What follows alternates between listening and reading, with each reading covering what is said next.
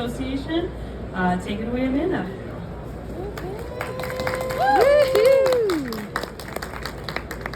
Well, good morning, everyone. So glad to have you join us here on the final day of Summer Fancy Food. My name is Amanda Owenbring. I'm the CEO of Upcycled Food Association.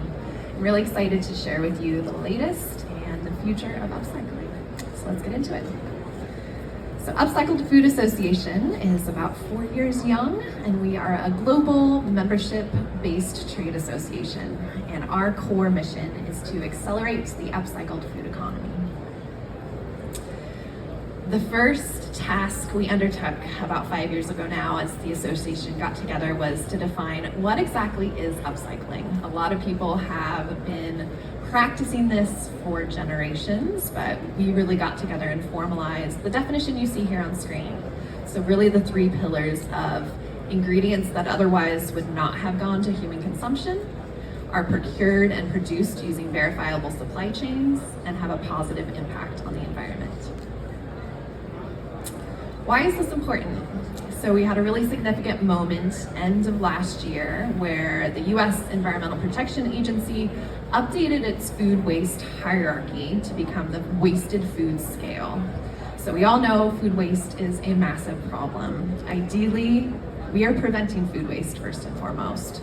But if there is food waste that is not preventable, the next solutions are donate, and in this new scale, upcycled is elevated to an equal solution next to donate, and we're really excited to see this.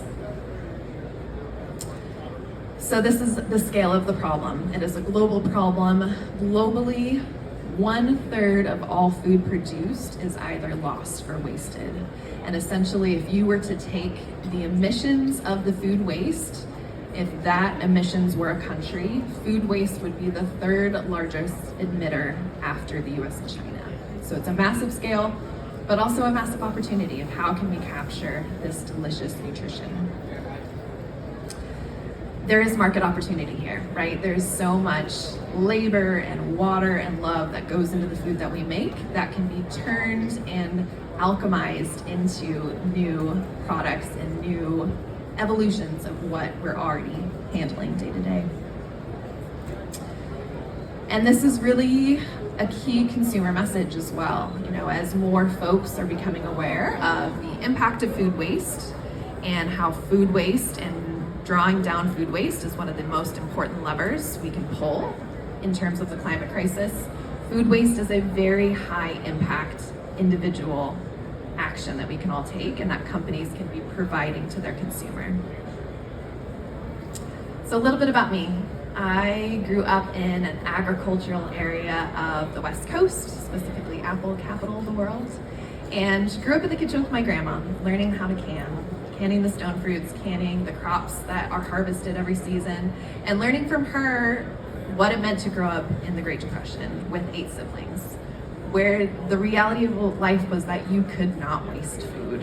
And I truly believe in the future generations that are to come, we will see times again like that. So that really grounded me in, you know, what are the systems that we can build now to be capturing the highest and best use of the food that we're producing.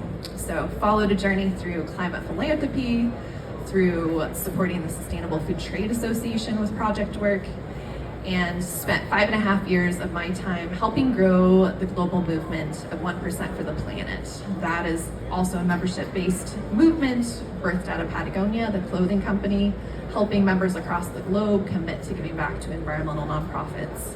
When I dove in there, we were 1,200 members, primarily US. When I left 5.5 years later, we were 5,000 plus members, primarily global. And I really see a similar growth curve and potential here with upcycling. So here's the UFA history to date.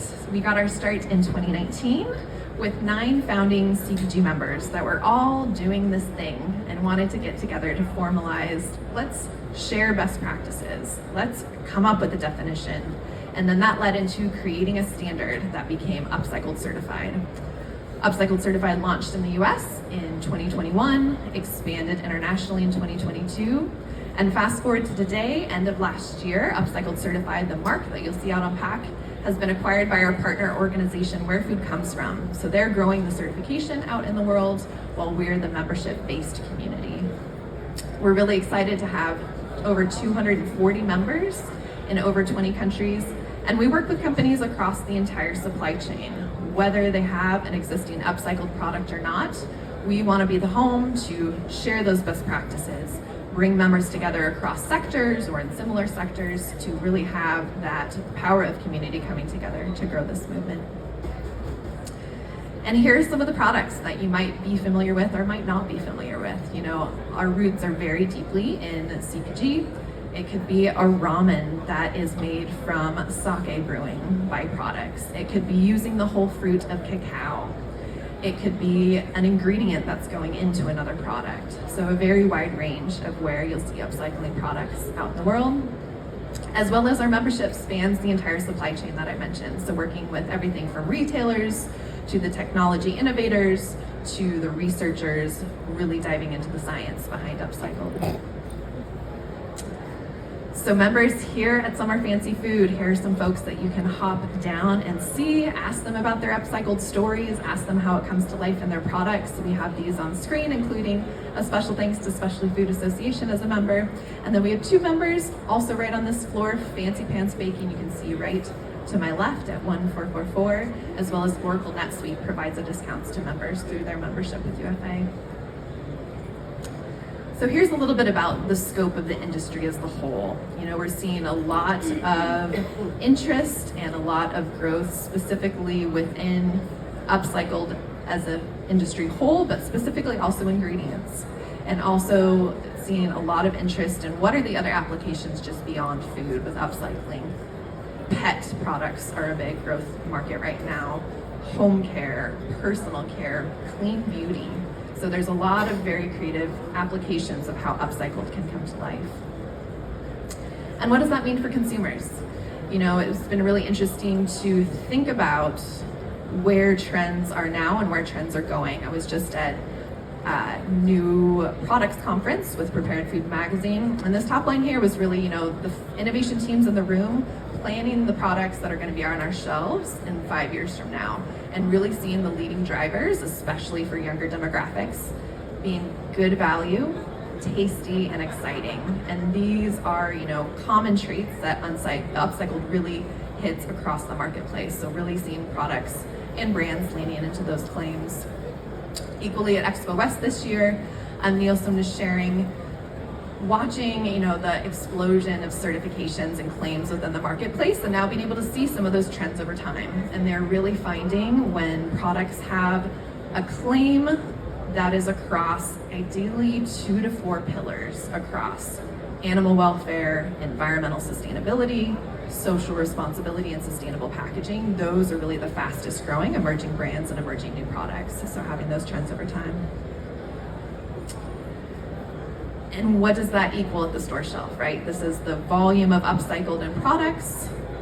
The volume of those sales growing is what's going to lead to this industry scaling and growing. So, you know, really seeing increased awareness both within general consumers, but then specifically natural and those progressive shoppers as well. So excited to see these numbers grow over time.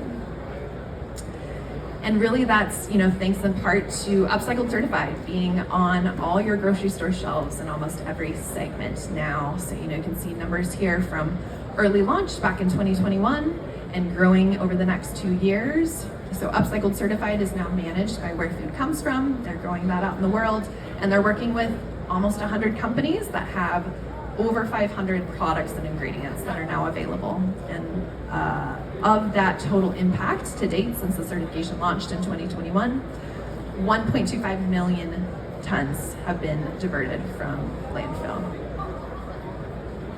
So specifically a couple growth areas, no surprise, snacks. We all know the snackers in our life, the snacking generations in our life, especially when it comes to that, you know, tasty, exciting new product. Upcycling is seeing a lot of growth in that area. So, you know, some of that early start of early certified products and where the growth of that has come now, fast forward to 2024, it's hitting those headlines this year. You know, snack trends recently noted by Spins. But across, you know, segments, snacks and beyond, whether it's Daily Crunch, now nationwide in Target with their nut mixes that are essentially taking the trimmed ends of pickles, right? You think when you get those sliced pickles in the jar, those trim ends are now being put to good use. Two great examples in food service. So one of our founding members was originally working with spent grain and now is taking that spent grain into all sorts of flour and food service applications, such as upcycled pizza dough. So really seeing a lot of great traction and movement there, as well as across beverages and even into the alcoholic beverage category. A great example, Wayward Spirits, one of our members doing a whey-based whiskey. And then there's some fun ones right from my backyard in Oregon. Salt and Straw, one of our members, 2 years in the running now, have done an upcycled ice cream series. So pulling in various upcycled member ingredients, highlighting that across a specific product set. And where are, the future trends taking upcycling? This was a really interesting article to see, both in terms of Voyage Foods raising specifically around their upcycled innovation products.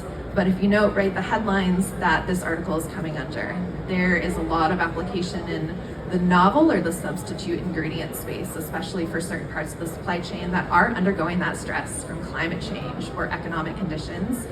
Voyage Foods, for example, is a very lovely, chocolate substitute. As a Nutella fan myself, I blind taste tested it and never would have known the difference. So kind of those areas in our food system where we're going to have to be innovating, some of those innovations are starting now. It's really exciting to see.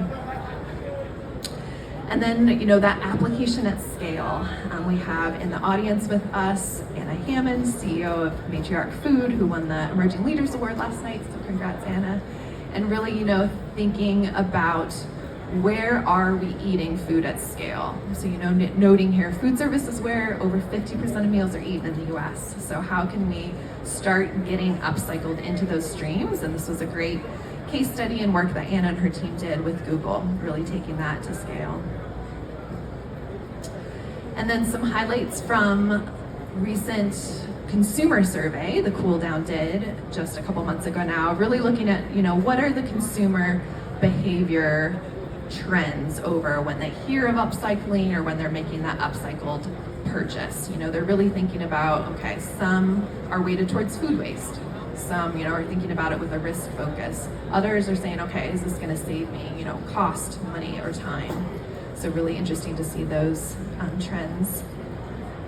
And how that really highlights upcycling being a win-win across for both the company and the consumer, right? For a lot of companies, as you're thinking about the products that you're formulating, what you're working with within your supply chain, often your waste is a cost center, right? You have the value of the food itself and the waste, you have all the inputs that went into those streams, and then you have the labor to take that waste product to wherever it's going to its end use. Bringing in upcycling and really having that be a way to divert can help turn that cost center into a revenue driver. So really thinking about that from the innovation side. And then when we think about food access, right? All this nutrition that is held and in these side streams and these byproducts, right? Nutritious, available, we need to be capturing that to help feed the world. And then there's the environmental impact, right? We started with, the scale and scope of that problem. So really keeping that in mind of the food system of the future.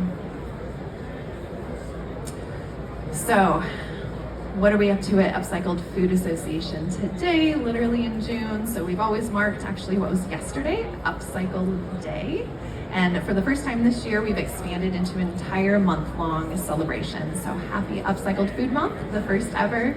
We're excited to be celebrating with our network later tonight at Rethink Food.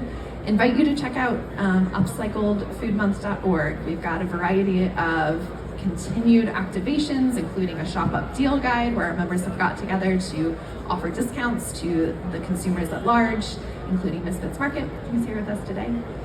And then we also have 2 upcoming webinars if you're curious to keep diving deeper this week. On Thursday, we have our Lightning Symposium with our research fellows, really kind of sharing findings from their most recent round of research. So I invite you to that, as well as on this Friday, an additional webinar of member panel. So members sharing their journeys from across CPG, pet products, the research and the innovation side, as well as the academic side. So hop in and join us for that.